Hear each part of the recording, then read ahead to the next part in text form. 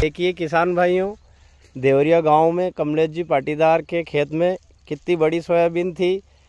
Soybean का भाव नहीं मिलने के कारण इन्होंने देखो सोयाबीन को हाँकी है। ये वीडियो मंदसौर के गरुड़ से सामने आया है। किसान कमलेश पाटीदार ने सोयाबीन की खड़ी फसल पर ट्रैक्टर चला दिया, वो भी सिर्फ इसलिए क्योंकि सोयाबीन के बाजार का भाव उन्हें फायदे की जगह नुकसान दे रहा था। किसान कमलेश पाटीदार के मुताबिक सोयाबीन की फसल उन्हें घाटा दे रही थी, इसलिए उन्होंने ये फसल ही बखर दी। सोयाबीन हाँकने का कारण ये है कि गए साल की 100-150 कुंटल सोयाबीन पड़ी थी मेरे पास। अच्छा। तो कल मैंने सामगढ़ मंडी में बेची। अच्छा।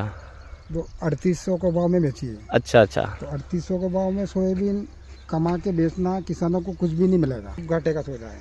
अच्छा अच्छा। मतलब 10,000 रुपये लगभग बीघा का खर्चा आता है। तो अब 3300 रुपये सोयाबीन बिकेगी। ठीक तो है। इसके लिए तो इसको हाँकना अच्छा है, क्या कि इसको खड़ी रखेंगे तो खेत कमजोर होएगा। सही बात है। दूसरी फसल लगाएंगे जिसका अच्छा भाव मिलेगा। वो कहने को तो एमपी सोया स्टेट है, लेकिन फिर भी किसानों की ऐसी हालत क्यों ही, और आखिरकार वो क्या वजह है जिसके चलते सोयाबीन अपने 12 साल पहले यानी साल 2012 के रेट पर आ गया है। कहने को मध्य प्रदेश सोया प्रदेश है, जहां सोयाबीन खरीफ की मुख्य फसलों में से एक है, और इसी प्रदेश में जब कोई किसान सही दाम न मिलने पर अपनी खड़ी फसल में ट्रैक्टर चला दे तो इससे ज्यादा पीड़ादायक और कुछ नहीं हो सकता। उस किसान के दिल से पूछिए कि उसने कितनी पीड़ा के साथ, किस तकलीफ के साथ उस ट्रैक्टर की स्टीयरिंग को पकड़ा होगा और अपनी ही मेहनत को अपने ट्रैक्टर के टायर के तले रौंदा होगा।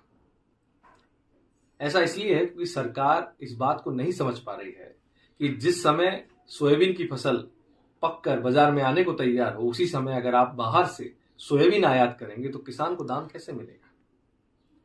जिस समय हमारी फसलें पक के बाजार में जाने को तैयार होती है, उसी समय आप निर्यात पर रोक लगा दें तो हमें बाजार में दाम कैसे मिलेगा।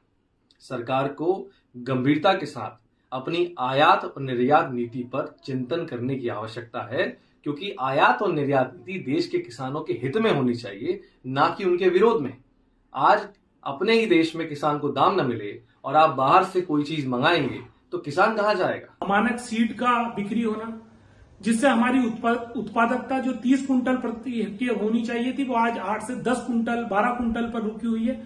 जो डीओसी है वो एनिमल फीड में उपयोग होता था, परंतु अभी एनिमल फीड में डीडीजीएस का एंट्री हो गया है। ये एक सस्ता प्रोटीन है जो एनिमल फीड में सबसे ज्यादा उपयोग किया जा रहा, इसलिए हमारा जो डीओसी का मार्केट था वो मार्केट में इसकी एंट्री हो गई है।